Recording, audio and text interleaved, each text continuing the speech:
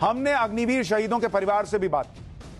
महाराष्ट्र के एक शहीद अग्निवीर के परिवार ने बताया कि उसे 1,10,00,000 रुपए की आर्थिक मदद मिल चुकी है।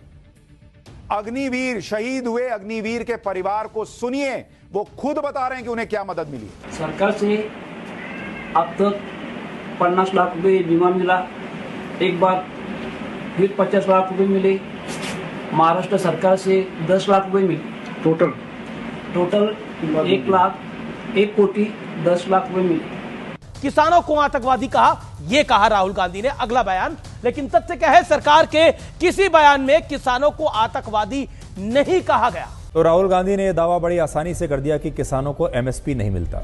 यह दावा पूरी तरह से गलत है, क्योंकि हमारे देश में आज भी कुल मिलाकर 23 फसलों की खरीद पर किसानों को एमएसपी मिलता है और यूपीए की सरकार में प्रति क्विंटल धान का एमएसपी 1,310 रुपए था और मोदी सरकार में यही अब 2,300 रुपए प्रति क्विंटल हो गया है। नीट पर चर्चा से भाग रही है भारतीय जनता पार्टी की सरकार, एनडीए की सरकार। यह कहा गया कि नीट जैसे गंभीर विषय को फिर चर्चा नहीं कर रही, लेकिन खुद शिक्षा मंत्री धर्मेंद्र प्रधान ने 3 दिन पहले कहा कि राष्ट्रपति के अभिभाषण पर चर्चा के बाद हम नीट पर चर्चा के लिए तैयार हैं, क्योंकि एक पद्धति होती है, नई सरकार बनी है, राष्ट्रपति का भाषण होता है और राष्ट्रपति के भाषण पर चर्चा होती है, उसके बाद नीट पर चर्चा हो जाएगी। राहुल गांधी का यह दावा गलत है कि अयोध्या में निर्माण कार्यों के लिए जिन लोगों के मकान और दुकान तोड़े गए उन्हें मुआवजा नहीं मिला।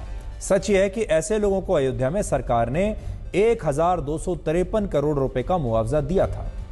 यह दावा भी गलत है कि मुआवजा नहीं मिलने के कारण बीजेपी अयोध्या में हार गई, क्योंकि अयोध्या नाम की कोई लोकसभा सीट हमारे देश में है ही नहीं। यह बात आप भी ध्यान से सुनिएगा। जिस सीट पर बीजेपी हारी है उस सीट का नाम है फैजाबाद, और इस फैजाबाद सीट पर लोकसभा की सीट में 5 विधानसभा क्षेत्र आते हैं और इनमें अयोध्या विधानसभा क्षेत्र में जो इनमें से 5 में से एक विधानसभा क्षेत्र है अयोध्या की विधानसभा क्षेत्र, उस क्षेत्र में बीजेपी ने समाजवादी पार्टी से ज्यादा वोट मिले हैं। यानी जो अयोध्या विधानसभा क्षेत्र है उसमें बीजेपी ही जीती है और बाकी के 4 विधानसभा क्षेत्रों में बीजेपी हारी।